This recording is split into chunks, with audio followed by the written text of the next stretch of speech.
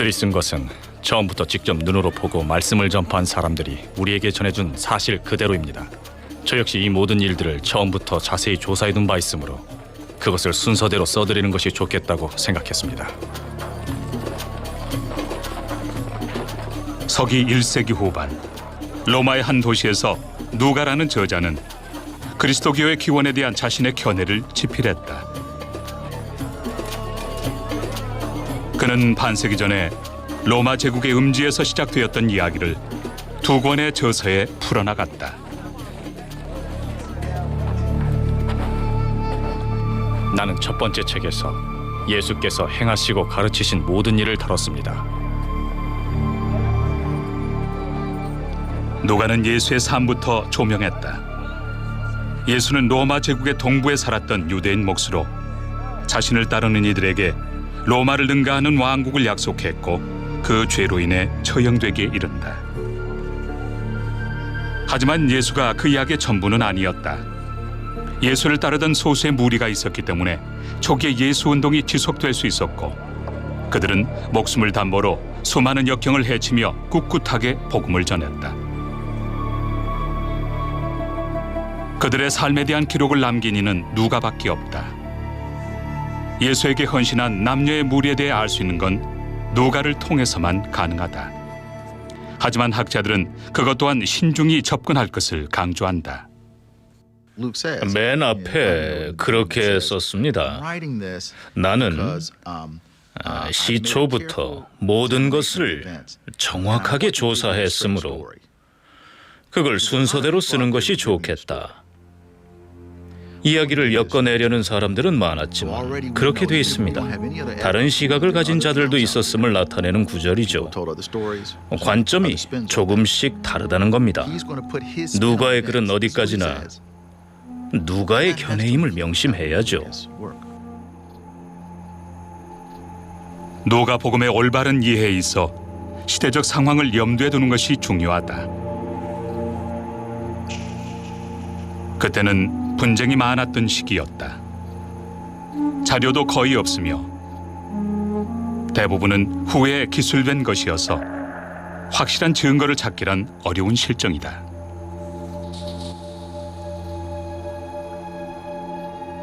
마치 풋볼 경기가 끝나고 필드에 난 발자국들만 보고 전날의 경기 흐름을 추측해보는 식입니다.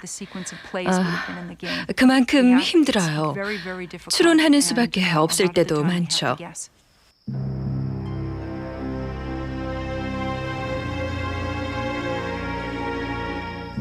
정확한 증거는 부족하지만 사학자들은 예수가 처형됨으로써 주위의 일대 혼란이 빚어졌음을 짐작하게 하는 중요한 단서를 성경에서 찾고 있다.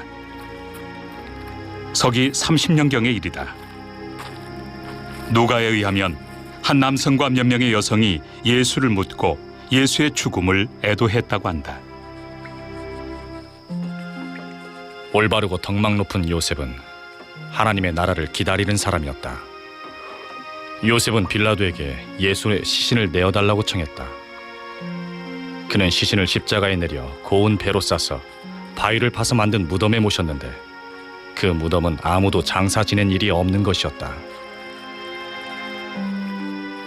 갈릴리에서부터 예수를 따르던 여자들은 향료와 향유를 마련했다.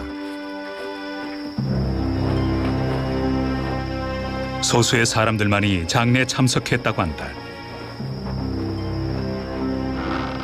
그때 예수의 주요 제자들은 참석하지 않았다. 세금 징수원이었던 마태도, 세베대의 아들 야고보도, 야고보의 형제 요한도 참석하지 않았는데 충직했던 제자들은 일체 보이지 않았다.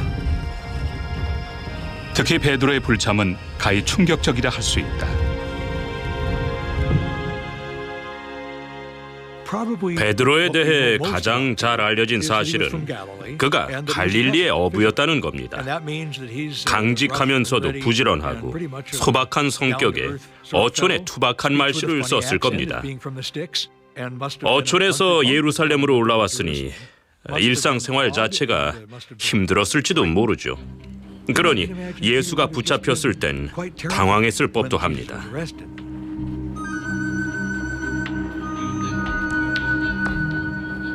베드로를 흔히 12제자 중 수제자라고 한다. 처음으로 예수를 메시아 혹은 왕이라고 부른 사람도 베드로다. 베드로는 사람들 앞에 대변인으로 나서기도 했으며 대담한 성격이었다고 한다. 그런데도 예수가 처형된 후 베드로와 다른 제자들이 종족을 감추었던 이유는 아마도 큰 충격을 받았기 때문일지도 모른다.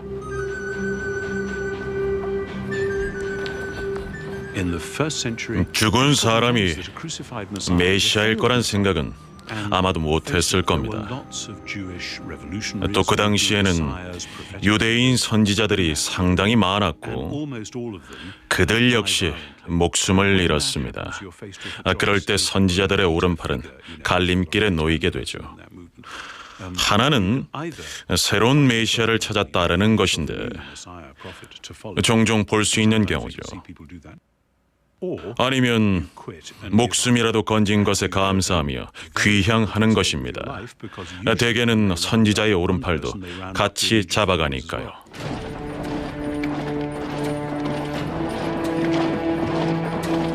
그들의 상대는 대로마 제국이었으며 유대 내에서 그들의 권력은 위협적이었다. 유대는 약 1세기 전에 로마가 정복한 지역으로 평소엔 허수아비 같은 지도자들이 통치를 했지만 시시때때로 로마 군대가 개입을 했다. 특히 유대인 순례자들이 몰려드는 명절에는 더욱 심했다. 사소한 분란에도 그들은 과도한 진압을 가하곤 했다. 베드로와 동료들은 그러한 현실을 통감하며 메시아를 잃고 좌절하게 된 것이었다. 십자가형은 로마에서 흔히 볼 수 있었습니다. 한 번에 500명에서 2,000명씩 처형되기 일쑤였고 처형 대상은 딱히 규정돼 있지 않았죠. 반역자든 도둑이든 위협적인 인물은 누구든 가차없이 처형했습니다. 한마디로 선전도구였죠. 십자가형을 당하고 싶지 않으면 저자가 범한 죄를 짓지 말라. 그런데 여성들이 끝까지 남았다는 게 놀라워요. 십자가형엔 누구든 예외가 없었거든요.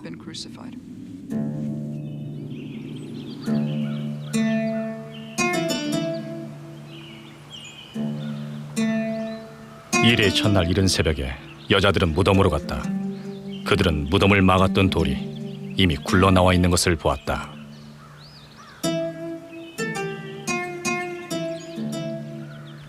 가장 오래된 기록에 의하면 예수를 묻고 며칠 후 3명의 여인이 묘를 찾아갔다고 한다. 그들이 보았던 광경은 지금까지도 큰 반향을 불러일으키고 있다. 묘의 입구는 열려 있었고 시신은 사라지고 없었다. 그때 천사가 나타나 그분은 여기 계시지 않고 살아나셨다. 갈릴리에 계실 때 너희들에게 하신 말씀을 기억해 보라고 말했다.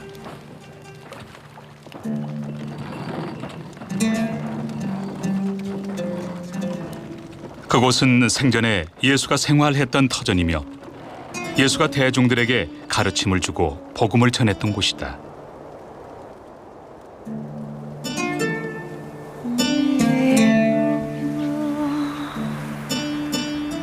하나님의 나라는 세상에서 가장 작은 씨앗인 겨자씨와도 같다. 그 작은 씨앗은 심으면 큰 나무가 되어 새들에게 훌륭한 보금자리가 되어준다.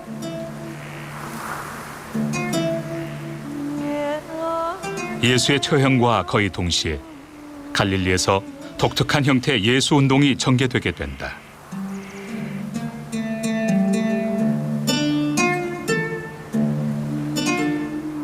가방도 신발도 지니지 말라. 어느 가정에 가든 주어지는 대로 감사히 먹고 고통받는 자를 치유하고 하나님의 나라를 보여주어라.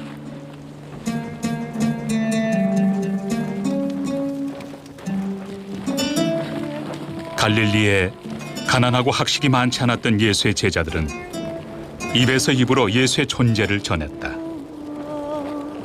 힘겨운 생활에 대한 예수의 연민과 구원에 대한 메시지를 전했고 생전에 예수를 모르는 이들에게까지 복음은 퍼져나갔다.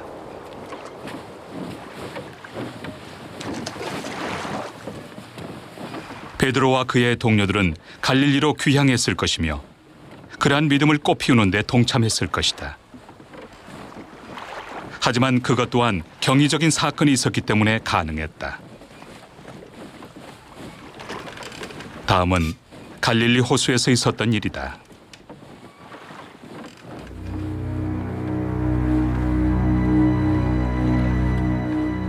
시몬 베드로, 도마, 나다나엘과 세베대의 아들들과 다른 두 제자들이 한자리에 있었다.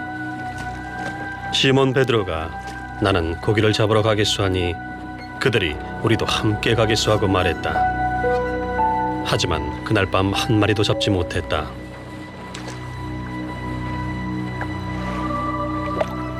이미 동틀 무렵이 되어 예수께서 바닷가에 들어서셨으나 제자들은 그가 예수인 줄 알지 못했다.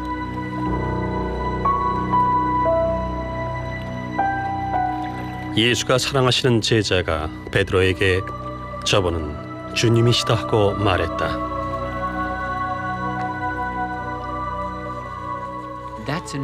새 희망이 용솟음치는 순간이었죠.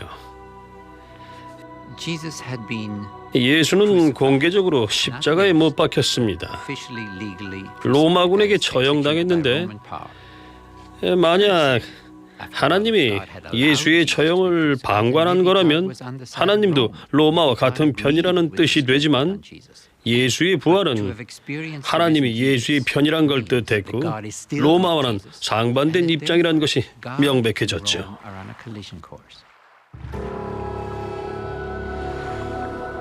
그 경이로운 광경은 실로 감격적인 의미를 내포하고 있었다.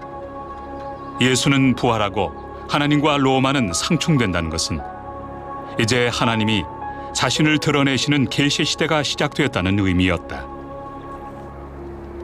메시아에 관한 예언이 실현되리라는 희망은 수세기 동안 쌓여왔던 터였다.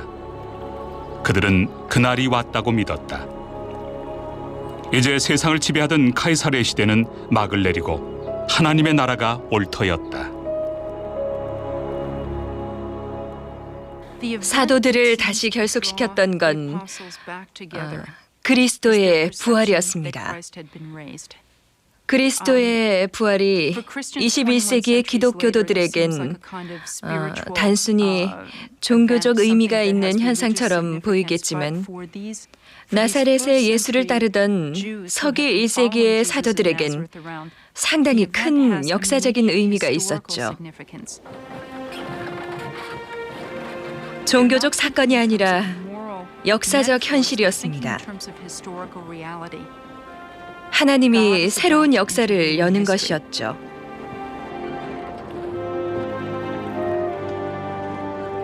이로써 예수를 따르던 무리는 용기와 의지로 고취되었다. 그들은 하나님의 나라가 올 것에 대비해야 했다. 예수는 죽지 않고 살아있으며 십자가형은 끝이 아닌 시작임을 알려야 했다. 간단하지만 강렬한 이 메시지로 유대인 사회에 새로운 예수 운동의 필요성이 대두되었다. 하지만 이는 여러 가지 충돌을 빚어내는 요인이 되기도 하는데 로마와의 충돌뿐 아니라 내부 분열이 일어나기도 한다.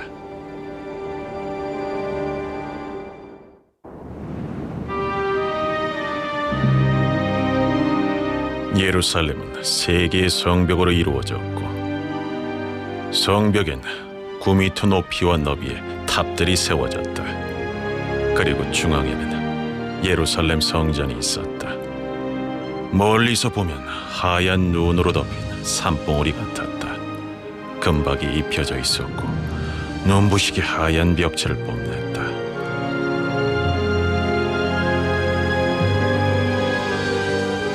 유대 역사가 요세푸스는 예루살렘을 둘도 없는 특별한 도시라고 했다. 예루살렘은 고대 유대교의 중심이었으며 예루살렘 성전은 유대인들에게 세상에서 가장 성스러운 곳이었다. 다윗 왕이 손수고른 영지에 세워진 성전에는 로마 전역의 유대인 순례자들이 모여들었으며 예수의 제자들도 그곳으로 모여들었다. 진정 하나님의 나라가 열린다면 예루살렘에서 열릴 것이라고 믿었기 때문이다.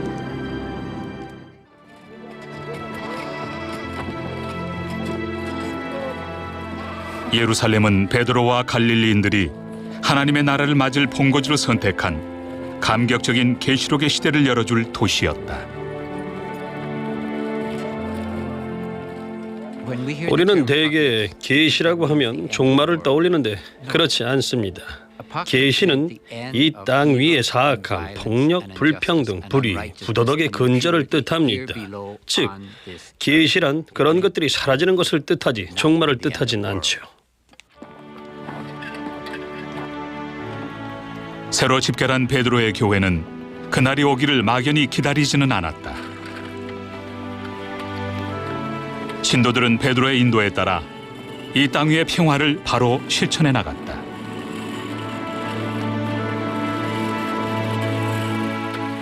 많은 신도가 한마음 한뜻이 되어 아무도 자기 소유를 자기 것이라고 하지 않고 모든 것을 공동으로 사용했다. 그들 가운데 가난한 사람은 없었다. 땅이나 집을 가진 사람들은 그것을 팔아 그 판 돈을 가져다가 사도들의 발 앞에 놓았고 사도들은 각 사람에게 필요에 따라 나눠줬다.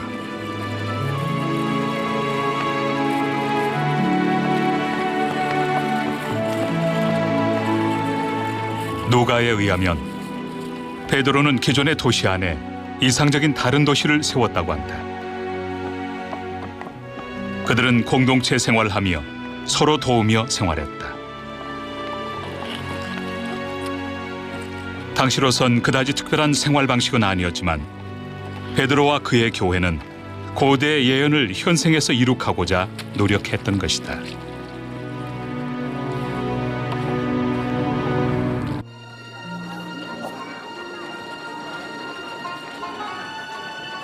공동체의 삶은 예루살렘의 빈곤층에게 설득력이 있었다. 하지만 회심자들은 베드로의 방식을 탐탁지 않게 여겼다. 확실한 체계가 없었기 때문이다. 베드로의 교회는 여전히 유대교의 생활 방식을 유지했다. 유대교의 음식 문화를 지켰으며 유대인 명절인 유월절을 지켰고 초막절도 쇠했다.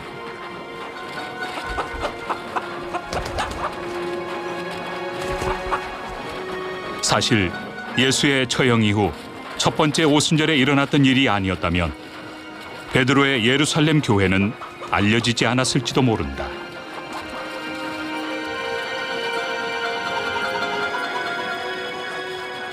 오순절이 되어서 그들은 모두 한 곳에 모여 있었다.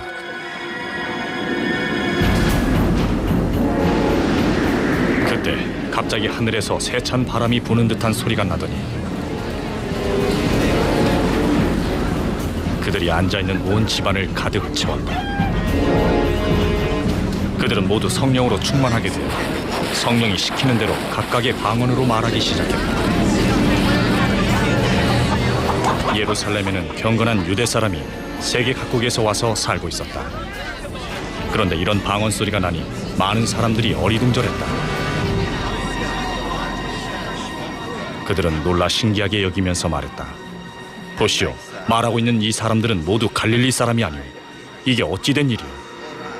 그런데 더러는 조롱하면서 술에 취했다 하고 말하는 사람도 있었다.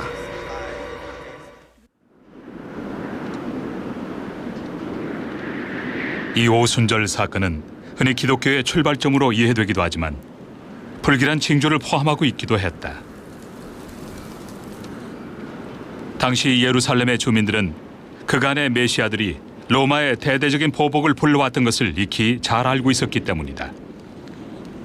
따라서 베드로를 비롯한 제자들이 이러한 상황을 염려하는 것은 당연했다. 메시아를 찬양하는 것은 정치와 관계가 있었습니다. 예루살렘의 유대인들은 로마의 통치하에 있었으며 카이사르는 자신을 넘보는 그 어떤 세력도 절대 용납하지 않았고 로마의 병사들이나 권력자들은 카이사르만을 받들었기 때문에 다른 왕들을 찬양하는 것은 매우 위험천만한 일이었죠. 예루살렘의 예수운동이 난관에 부딪히게 된 정확한 이유는 밝혀진 바 없다. 하지만 누가에 의하면 새로운 제자들에 의한 활동이 시작되고 얼마 되지 않아 문제가 일기 시작했다고 한다. 그중 스데반이라는 인물은 예수를 공개적으로 찬양하다가 충돌을 빚었다.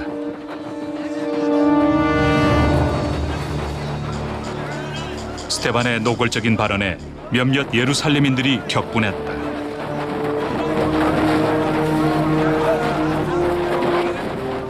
백성과 장로들과 율법학자들을 부추기고 스데반에게 몰려나 그를 붙잡아서 공의회로 끌고 왔다. 그리고 거짓 증인들을 세워 말했다. 이 자는 쉴 새 없이 거룩한 곳과 율법을 거슬러 말합니다. 그들은 스데반을 성 바깥으로 끌어내서 돌로 쳤다. 스데반은 돌에 맞아 죽었다. 다시 위기가 닥쳤다.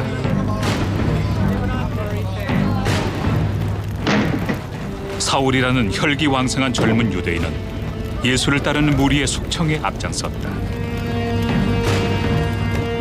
그는 예루살렘 종교 지도자들의 힘을 등에 업고 베드로의 교회를 샅샅이 뒤져 무참히 짓밟았다.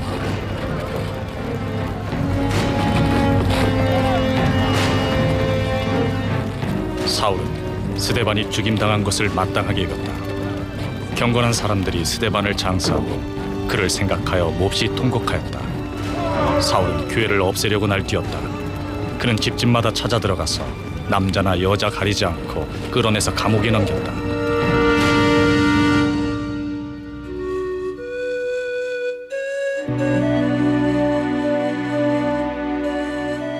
누가에 의하면 베드로는 소수의 사도들과 함께 예루살렘에 남았다고 한다. 베드로는 박해를 피할 수 있었지만 교회 앞날은 희미해졌다. 이렇듯 그의 기대는 무참히 깨어지는 듯했다. 하지만 그의 교회는 새로운 희망과 포부를 계속 일궈나가게 된다.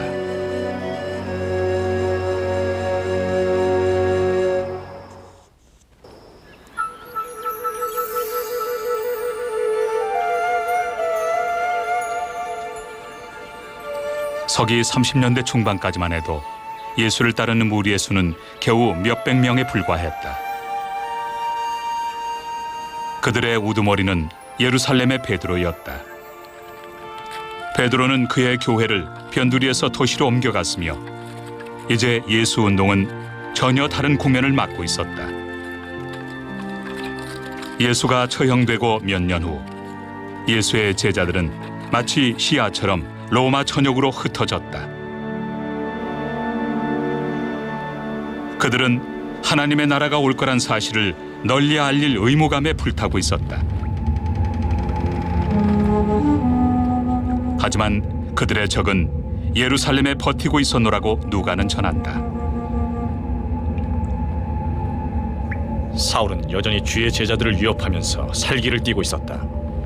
그는 대제사장에게 가서 다마스쿠스에 있는 여러 회당으로 보내는 편지를 써달라고 했다. 그 도를 믿는 사람은 누구든 닥치는 대로 묶어서 예루살렘으로 끌고 오려는 것이었다.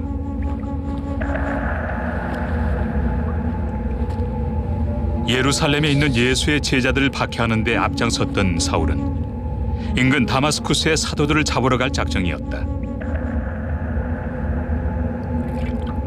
사울은 구체적으로 언급하지는 않았지만 새로이 부상하고 있던 예수 운동을 심하게 탄압했던 건 사실이다. 나는 하나님의 교회를 몹시 박해했고 또 아주 없애버리려고 했습니다. 나는 내 조상들의 전통을 지키는 일에도 훨씬 더 열성이었습니다.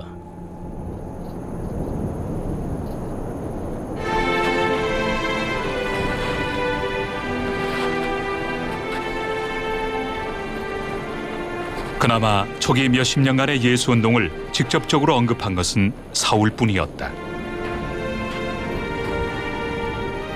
유대 근교 출신인 사울은 그리스어로 교육을 받은 젊은 유대인이었다. 바리새파였던 사울은 유대교 율법을 철저하게 따랐다. 하지만 사울은 한 사건을 계기로 전혀 다른 사람이 되었다. 누가는 사울의 회개 순간을 이렇게 그리고 있다. 정오 때쯤에 갑자기 하늘로부터 큰 빛이 나를 둘러 비추었습니다. 나는 땅바닥에 엎어졌는데 사울아, 사울아, 네가 어찌하여 나를 핍박하느냐 하는 소리가 들려왔습니다. 그래서 내가 주님 누구십니까? 하고 물었더니 그는 나는 내가 핍박하는 나사렛의 예수다 하셨습니다.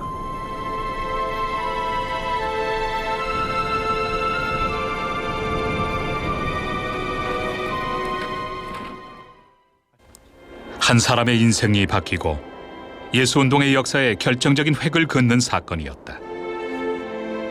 하지만 바로 눈에 띄는 움직임은 없었다. 바울은 오늘날의 요르단 사막 지역으로 갔다. 그곳에서 그는 자신이 특별한 임무를 타고났음을 되새기게 된다. 예수가 그의 앞에 나타난 것은 자신을 구제하기 위함이 아니라 자신으로 하여금 예수의 부활을 더 많은 사람들에게 더 빨리 전하기 위함임을 알았다. 널리 알릴수록 더 많은 이들을 구원할 수 있었다. 바울은 그렇게 몇 년의 시간을 보낸 후 예루살렘에 입성했다.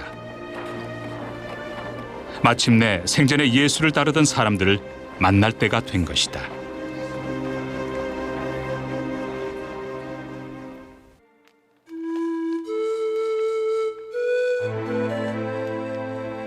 바울의 등장은 큰 소용돌이를 일으켰을 것이다. 바울은 예수를 따르던 초대 교회를 탄압했을 뿐만 아니라 그 무리와는 전혀 상반되는 인물이었다. 베드로는 교육을 받은 바 없는 어부였으며 어촌에 투박한 말씨를 썼다. 반면 바울은 세련된 인물이었다. 바울은 유대 근교의 한 유복한 가정에서 태어났으며 그리스어로 교육을 받았으며 유대교를 믿었다. 하지만 바울은 그들과 융화되는 데 성공한다.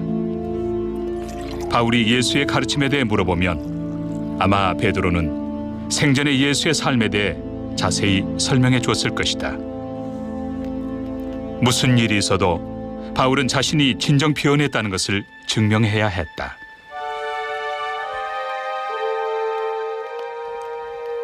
바울은 베드로와 2주를 함께 보낸다.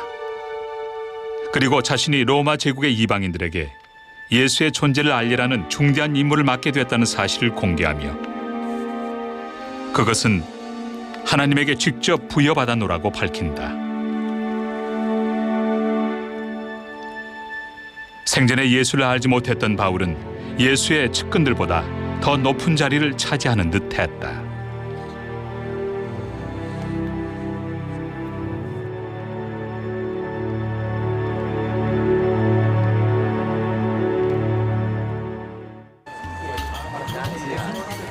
당시 로마의 중추 도시는 지중해 인근의 도시들로 코린트, 아테네, 에베소 등이 있었다. 이들은 한때 그리스의 도시 국가였던 곳으로 그리스 문화의 잔재가 많았다. 하지만 이젠 로마의 지배를 받고 있었으며 로마의 법과 종교를 따라야 했다. 그러한 배경은 유대 예수 운동을 펼칠 수 있는 독특한 환경을 마련해 주었다.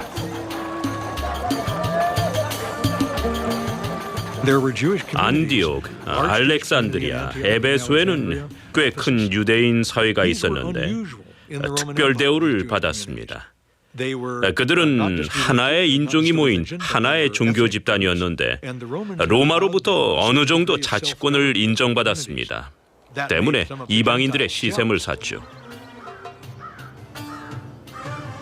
이러한 풍토로 인해 집단 사이의 갈등이 빚어졌고 이방인들의 불만이 폭발할지도 모르는 일이었다. 그럼에도 불구하고 유대교에 대한 이방인들의 인식은 나쁘지 않았다. 유대교의 매력을 느끼는 사람들도 많았다. 기존에 믿던 종교를 버리고 유대교로 개종하는 경우도 있었다. 하지만 서기 1세기까지는 유대교회 안에서 이방인들의 입지는 문자 그대로 이방인에 지나지 않았다.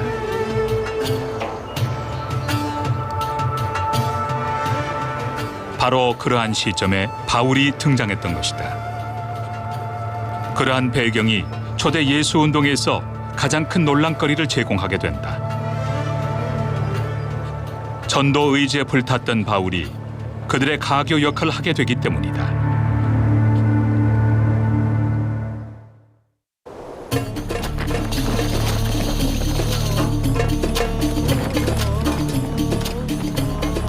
예루살렘에서 바울과 베드로가 만난 지 약 3년 후 바울은 북부의 안디옥으로 갔다. 안디옥은 오늘날의 터키 지역으로 로마 권력의 중심부에 해당하는 도시였다. 유대 총독 빌라도의 권세나 예루살렘의 질서를 유지했던 군대도 그곳을 기반으로 삼았다. 무역의 중심지로서 안디옥의 입지도 막강했다.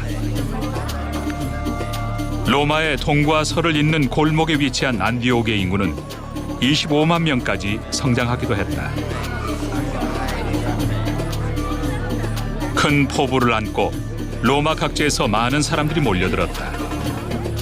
성공하는 사람도 있었고 낭패를 보는 사람도 있었다.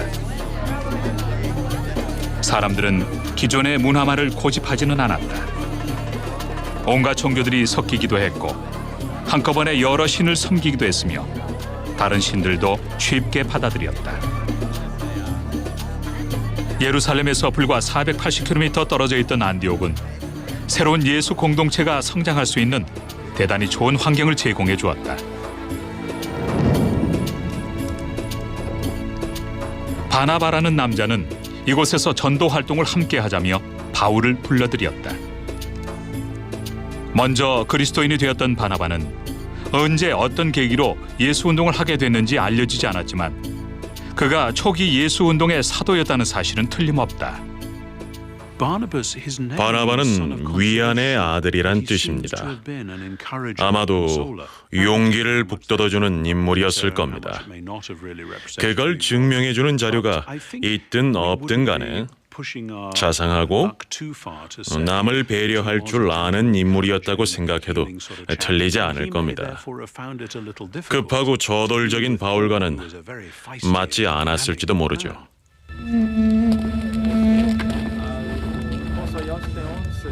바나바와 바울은 주로 유대교 회당을 중심으로 복음을 전했다. 그곳을 찾은 이방인들도 언젠가 유대인 메시아가 나타날 것이라는 고대 예언을 알고 있었을 것이다. 바울과 바나바는 그것을 기반으로 삼았다. 그들은 메시아는 언젠가 오는 것이 아니라 지금 오고 있으며 메시아가 이제 오셨으므로 오직 그를 믿는 사람만이 구원을 받는다고 했다.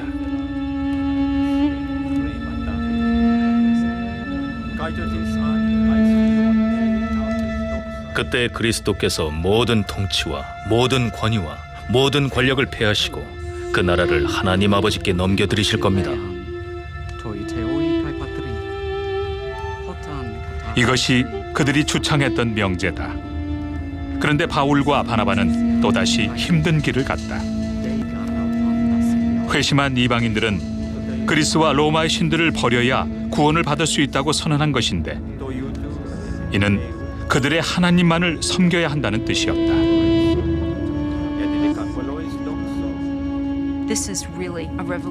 그것은 혁명을 일으키라는 말과도 같은 것입니다. 당시의 종교는 요즘으로 치면 국방과 직결되는 것이었죠. 하늘이 그 도시를 수호한다고 봤어요. 지진, 홍수, 역병 같은 걸 막아주는 게 바로 신이었죠. 한 도시의 종교는 그 도시의 안녕을 지켜주는 것이었습니다.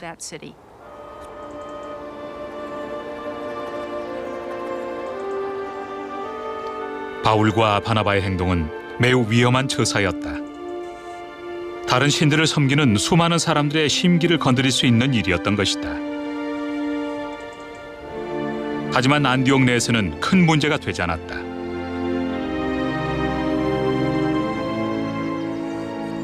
유대인뿐만 아니라 이방인들도 불만 없이 그들을 따랐고, 이방인들은 그들 나름대로의 예수 공동체를 키워갔으며 후에 특색 있는 교회로 성장하여 처음으로 사람들에 의해 그리스도 교인으로 불리게 된다.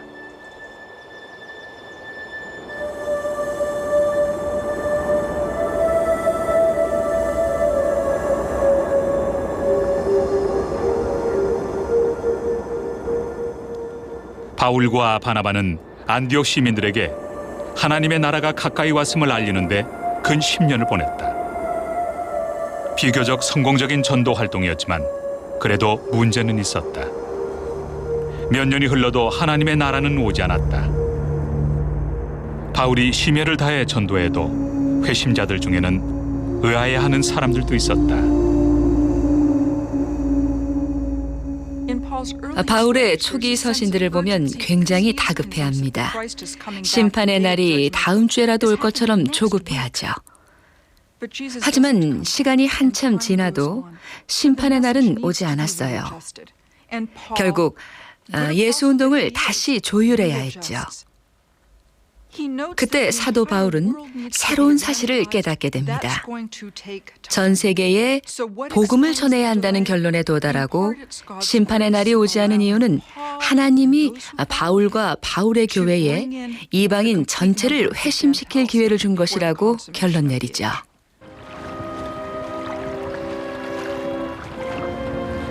바나바와 바울은 본거지였던 안디옥을 떠나면서 복음의 메시지를 보다 명확히 했다.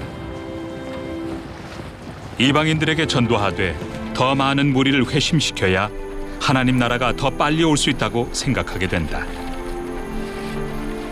후에 기록된 바울의 글을 보면 이 모든 것은 하나님의 계시였다. 형제자매 여러분, 나는 여러분이 이 신비한 비밀을 알길 바랍니다. 이방 사람의 수가 다 찰 때까지 이스라엘 사람들 가운데서 일부가 완고해진 대로 있으리라는 것입니다. 중대한 임무를 이룩하고자 하는 열의에 찬 바울과 바나바는 위험한 길과 해로를 지나 수백 킬로미터를 여행했다. 오늘날의 그리스와 터키를 가로지르며 심판의 날에 대한 절박함을 전했다. 그리고 자선과 공동 후원 체계를 도입하게 되었는데 그것은 큰 호응을 얻었다.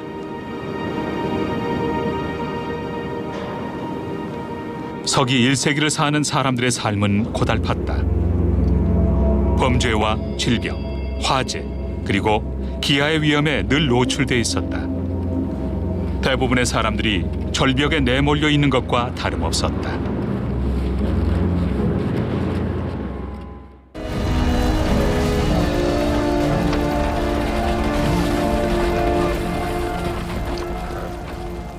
궁지에 몰린 사람들은 잔인해지기도 했다.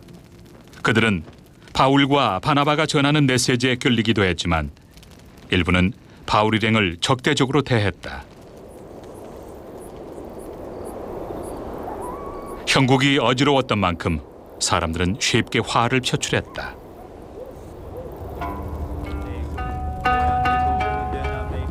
그들은 비시디아의 안디옥에 이르러서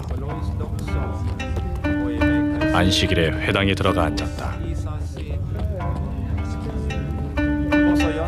율법서와 예언자의 글을 낭독한 뒤에 회당장들이 바울과 바나바에게 사람을 보내어 형제들이여 이 사람들에게 권면할 말씀이 있으면 해주시오라고 청하였다. 그래서 바울은 일어나서 손을 흔들고 말하였다.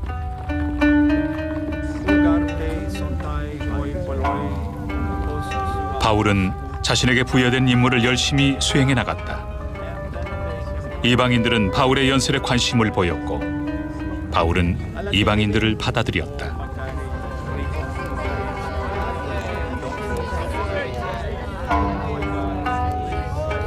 하지만 누가에 의하면 바울과 바나바가 그 도시를 떠나려고 하자 유대인과 이방인들의 무리가 그들을 애워쌌다고 한다. 그 중에는 야유를 퍼붓는 이들도 있었다.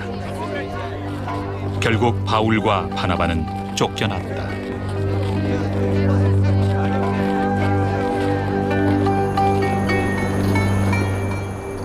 이고니온에서도 마찬가지였다. 바울과 바나바는 대중의 관심도 끌었지만 화도 불러들였다. 그들이 루스드라에 다다랐을 즈음엔 원성이 더욱 심해졌다.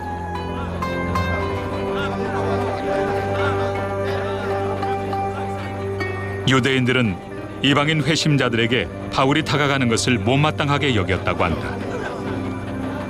회심자들에게 유대교의 전통인 의무를 면제시켜 주었기 때문이다. 게다가 유대인들은 바울이 이교도 신자들을 받아들임으로써 거대 이교도 집단을 자극하게 되지 않을까 두려웠는지도 모른다. 이유야 어찌됐든 바울은 도시 밖에서 돌에 맞아 쓰러졌다.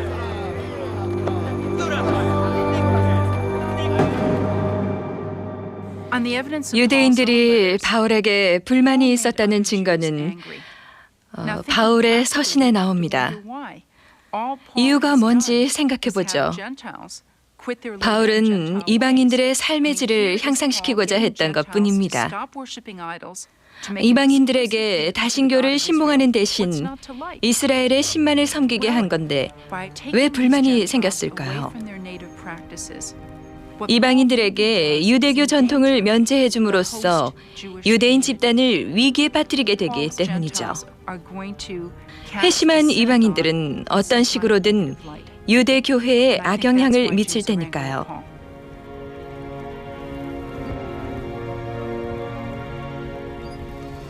바울은 목숨을 건졌다.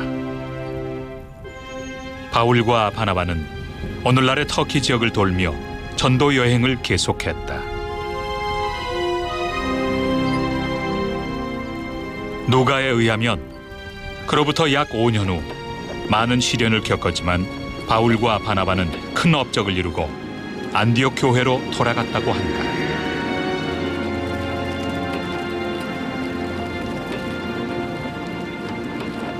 하지만 기쁨도 오래가지 않았다. 바울의 초대 안디옥 교회에서 이방인의 처리 문제가 불거지게 되자 바울은 인생 최대의 시련에 봉착하게 된다. 그로 인해 기독교회는 커다란 분열에 빠질 위기를 맞이하게 된다.